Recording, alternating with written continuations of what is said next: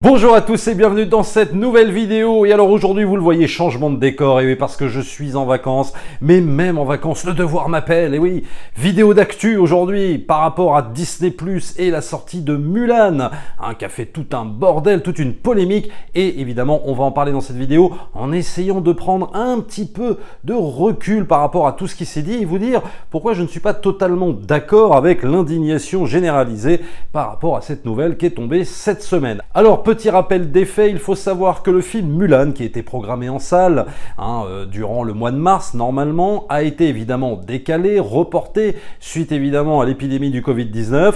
Et vu qu'aux États-Unis l'épidémie du Covid-19 perdure, et peut-être que les salles ne rouvriront qu'en 2021, eh bien Disney a pris la décision de balancer Mulan sur leur plateforme Disney+ le 4 septembre prochain, pour 30$. Alors je tiens à préciser avant que je ne suis pas en partenariat avec Disney+, ils ne me payent pas pour que je fasse cette vidéo, et le but n'est pas forcément de les défendre, mais de les prendre finalement comme exemple pour parler peut-être de l'avenir en fait du cinéma, ou comment on va voir les films à l'avenir. C'est ça qui va être intéressant. Alors déjà, la première polémique qui a émergé par rapport à cette histoire de Mulan sur Disney+, c'est le prix 30$. Alors oui, je suis d'accord que c'est un petit peu cher, c'est vrai, 30$, peut-être 25€ chez nous, mais oui, ça reste cher. Après, si on réfléchit un petit peu, on peut se dire que Mulan, c'est un film qu'on va découvrir en famille à 3 ou 4 personnes, et donc si on divise évidemment le prix 30$ par 4 personnes, finalement ça revient un petit peu moins cher qu'une place de cinéma.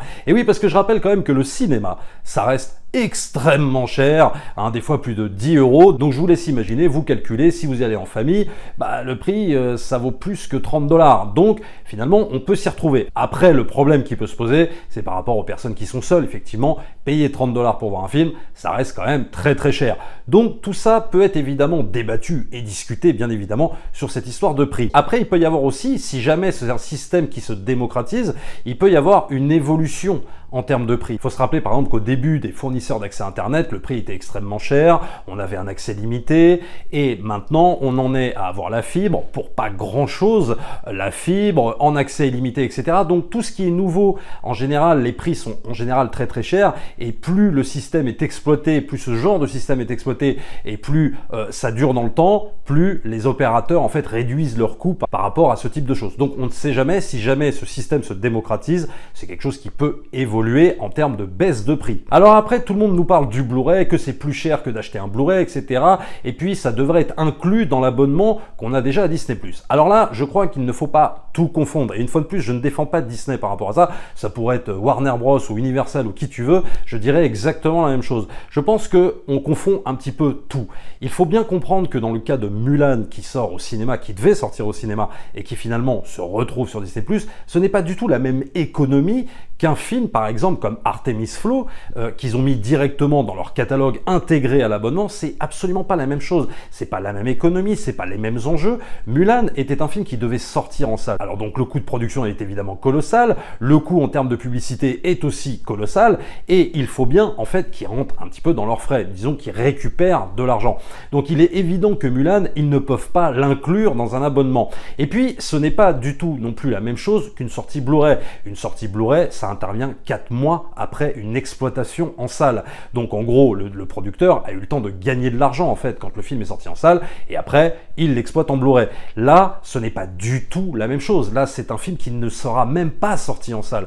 Donc ils sont obligés de mettre le prix quasiment au même prix qu'un Blu-ray, peut-être même 5€ plus cher qu'un Blu-ray, parce que ce n'est pas du tout la même chose. Ce n'est pas du tout le même type d'exploitation de film. Donc ce n'est pas du tout le même système qu'une VOD classique. Ils ne peuvent pas l'intégrer évidemment à leur catalogue, sinon ce serait évidemment une perte d'argent colossale pour eux. Déjà qu'à mon sens, ils ont déjà perdu énormément d'argent, et il faut quand même signaler que Disney a joué la carte du report, comme les autres producteurs, comme les autres productions, par exemple dans le cas de Tenet de Christopher Nolan, qui ont joué la carte du report. Eux, ils ont joué cette carte-là, mais au bout d'un moment, ils se retrouvent dans une impasse, parce que le film est là, et ils ne peuvent pas le sortir. Donc on n'est pas du tout dans les mêmes enjeux économiques qu'un Blu-ray 4K, etc., ou alors qu'un film offert dans un abonnement.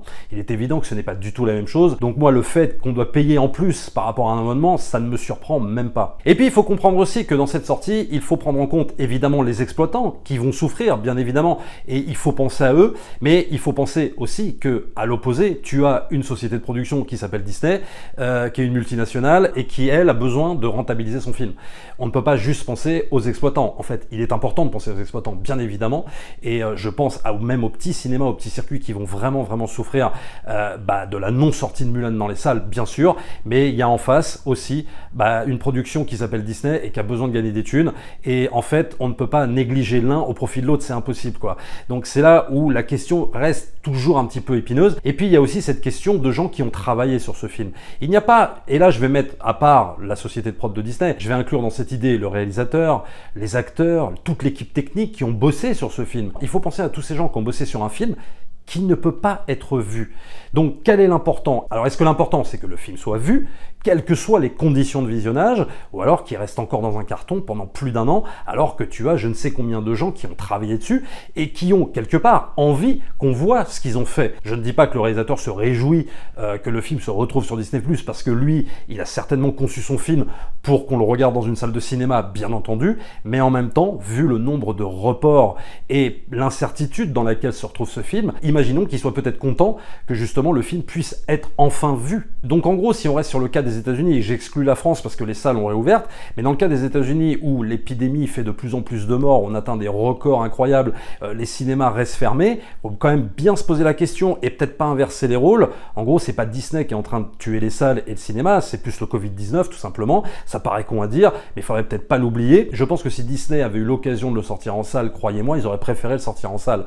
Parce que là, clairement, le sortir sur Disney+, je dis pas que c'est un manque à gagner, mais attention, ça va être évidemment, à mon sens, moins d'argent engrangé pour eux, c'est évident. Il y a aussi la question de la salle de cinéma. Quand on parle de « ah bah ouais, mais on paye 30 € pour le louer », il faut bien comprendre que quand tu vas dans une salle de cinéma et que tu payes 40 € pour 4 personnes, quand tu vas voir le film, tu remportes pas le film à la sortie. Tu fais également ce qu'ils appellent une location de film.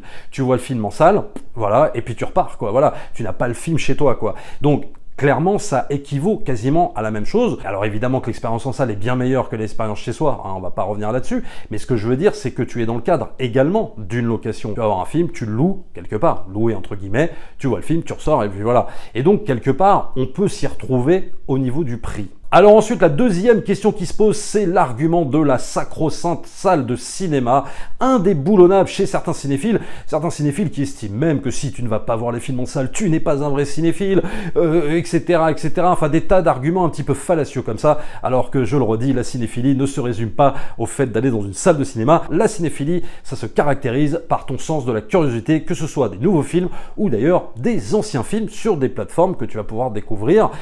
C'est ça pour moi la cinéphilie. Enfin bon, je ne vais pas refaire le débat sur la cinéphilie, mais il y a évidemment cette histoire de la salle de cinéma. Alors il faut comprendre que tu as des tas de films, ces 2 ou 3 dernières années, tu as vu des tas de films sur des plateformes qui étaient destinés au cinéma. Par exemple, si je prends le cas de Netflix, qui ont racheté plein de films, qui étaient distribués par la Paramount, produits par la Paramount, produits par la Warner, Mowgli, etc.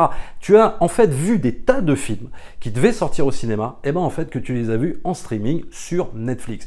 Et peut-être que tu t'en es même pas rendu compte. Là, évidemment, avec l'histoire de Disney+ et Mulan, ça fait tout un bordel parce que c'était une sortie prévue au cinéma, ça avait été annoncé comme tel. Donc évidemment, c'est un coup de tonnerre, mais il faut savoir que tu as énormément de films hollywoodiens que tu as vu en fait directement sur une plateforme de streaming sans qu'ils passent par la case salle de cinéma. Et ça va continuer quand on voit le nombre de réalisateurs par exemple qui signent avec Netflix, donc qui ne sortiront pas leurs films en salle, on l'a pu le voir évidemment avec Scorsese et The Irishman, et qui sortiront directement sur Netflix. Ça n'a pas fait toute une polémique, disons que ça continue à faire un peu de polémique quand par exemple tu as un The Irishman qui sort que sur Netflix, les gens regrettent que ça sorte pas en salle, mais finalement c'est quelque chose qui est de plus en plus accepté. Et puis il y a un argument qu'on a revu souvent dans la protestation par rapport à cette histoire de Mulan qui va sortir sur Disney+, c'est cet argument de nous dire « ouais, en plus, faut le regarder chez nous, c'est horrible, les conditions, c'est pas comme le cinéma, etc. » Alors oui, bien évidemment, on ne peut pas comparer un home cinéma au cinéma, hein, avec un grand écran, une grande salle, un écran IMAX et tout ce que tu veux. Oui, bien sûr. Maintenant, il faudrait peut-être pas exagérer quand même, parce que maintenant, on a ce qu'on appelle justement le home cinéma. Et le home cinéma, il permet quand même de regarder des films dans des bonnes conditions. Moi, j'aimerais emmener tous les gens qui nous disent que c'est horrible de regarder un film chez soi, j'aimerais les transporter dans les années 80 et voir ce que nous, on avait. en termes de télévision, c'est-à-dire quand on voyait un film, quand on découvrait un film, je peux vous dire que là, c'était vraiment horrible, parce que c'était quoi? C'était des postes à tube cathodique, mais il y avait pas, le home cinéma n'existait même pas. Là, maintenant, pour pas grand-chose, on peut avoir une belle barre de son, on peut avoir un super écran. Rien que la maison dans laquelle je suis, il y a je ne sais combien de grands écrans, on a des systèmes de trucs de son super bien, on est quand même vachement bien équipé maintenant. Donc les gens qui nous disent regarder un film chez soi comme si c'était un calvaire, là j'ai quand même beaucoup de mal avec cet argument. Oui, ça ne vaudra jamais la salle, mais maintenant on a à disposition chez nous des conditions pour visionner des films, et je parle pas évidemment de visionner des films sur son téléphone ou je sais pas quoi, mais vraiment sur des bons écrans avec des super barres de son, on a des superbes conditions pour apprécier un film, faut peut-être pas exagérer quand même. Et évidemment qu'on reste tous attachés à la salle de cinéma, et il n'est pas question de dire la salle de cinéma doit disparaître au profit des plateformes de streaming, c'est-à-dire mettre des films le jour de la sortie et ne pas exploiter les salles de cinéma. Bien sûr que la salle de cinéma est importante. Et si par exemple je prends le cas de Christopher Nolan avec son film Tenet, j'ai envie de te dire que c'est presque un coup de poker qu'il est en train de faire Christopher Nolan, parce qu'il y a quand même un risque à vouloir à tout prix sortir son film en salle et non pas profiter par exemple de la plateforme HBO Max pour la sortir en parallèle Day One sur la plateforme HBO Max et en même temps dans des salles européennes, il prend un petit risque quand même Christopher Nolan, parce que j'ai envie de te dire que là on est encore en pleine période du Covid-19. Même en France les salles ont réouvert, mais on voit bien ce que ça donne. Les gens ne se précipitent pas dans les salles de cinéma. Les gens n'en vont pas au cinéma comme ils devraient y aller en vérité. Et pourquoi ils n'y vont pas? Parce qu'ils ont peur, parce que les gens ne portent pas de masque, parce que les gens toussent, parce que les gens éternuent, etc., etc. Ils ont toutes les raisons du monde de ne pas aller en fait dans les salles de cinéma.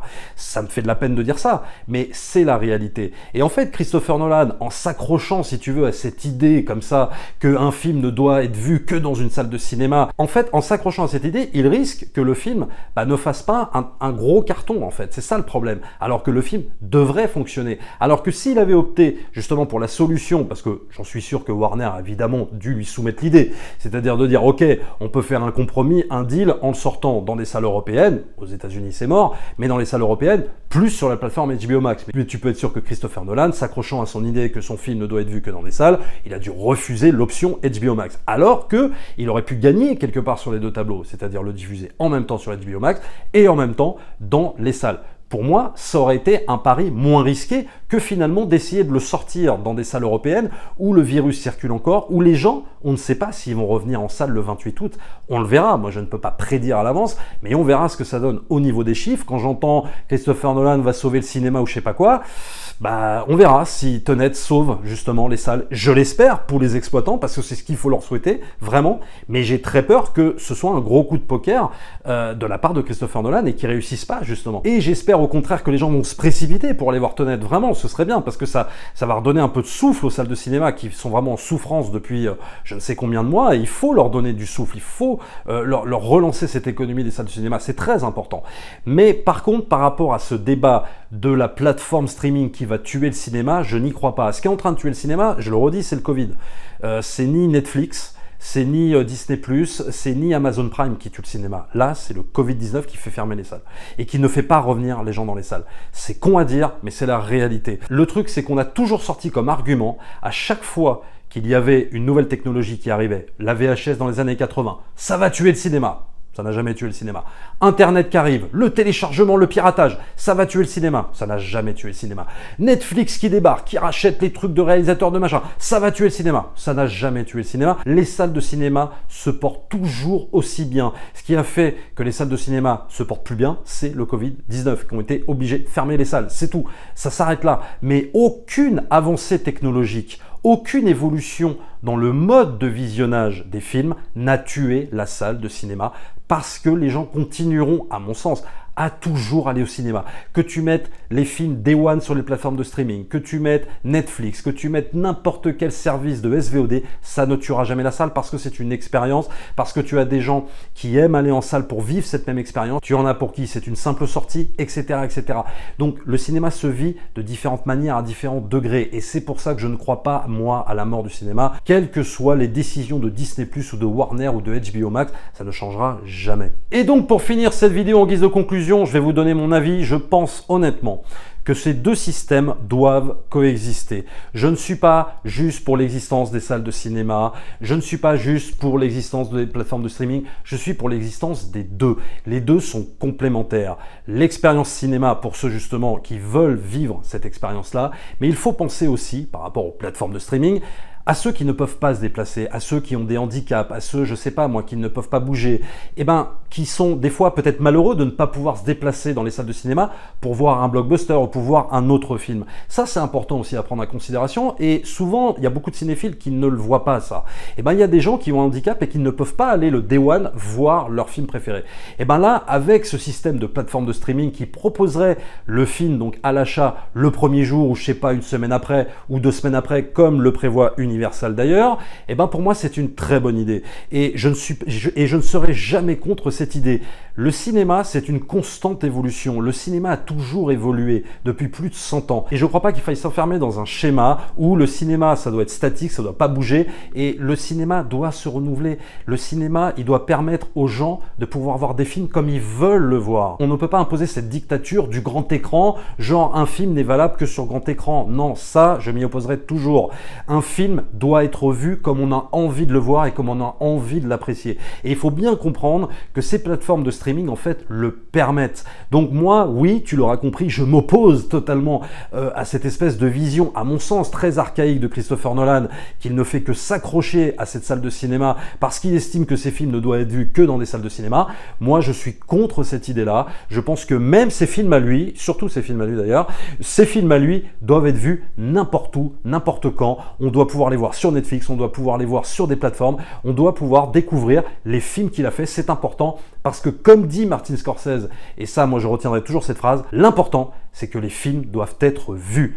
Peu importe de la façon dont tu les vois, alors, et peut-être exclure le téléphone quand même, et même par exemple si je prends le cas d'Avatar 2, oui je préférais le découvrir en salle, bien sûr, et j'attends même de le découvrir en salle Avatar 2, surtout qu'il y aura une technologie incroyable. Mais imaginons qu'il y ait une reprise épidémique, mais imaginons que je sais pas, il y a un deuxième Covid-19, n'importe quelle raison qui pousse les salles à fermer, il faudrait bien qu'on ait une roue de secours les amis. Parce que si on reste comme ça en mode non je ne jure que par le cinéma, les films seront faits, resteront dans des cartons, et c'est quoi l'intérêt? Aucun intérêt pour moi. En tout cas pour moi. Il n'y a rien de plus frustrant de ne pas pouvoir voir un film qui est fait. Alors combien de temps on va jouer les reports? On peut les jouer pendant 2 mois, 3, 4, 5, 6 mois. Mais au bout d'un moment, ça suffit les reports. Il faut trouver une solution. Il faut trouver une roue de secours quand on n'a pas d'autre choix. Quand on n'est pas en période épidémique, on va en salle, on se déplace, on kiffe, c'est super, bien sûr. Mais quand on est dans une phase exceptionnelle comme ça, au lieu de se raccrocher à des choses qui ne peuvent plus marcher, faut s'adapter en fait. C'est ça que je voulais vous dire dans cette vidéo. Pour moi, c'est l'adaptation qui compte. L'adaptation, il faut s'adapter. On ne peut pas rester sur ses acquis, surtout dans des périodes exceptionnelles comme ça. L'important, c'est que les films soient vus, quelle que soit la manière dont tu vas les voir. Le film restera le même film, qu'il soit bon, qu'il soit mauvais, il sera aussi bon et il sera aussi mauvais que ce soit dans une salle de cinéma ou alors que ce soit chez toi, sur ton grand écran. Abonnez-vous à la chaîne, likez, partagez et puis nous on se retrouvera très vite pour une prochaine vidéo. Ciao!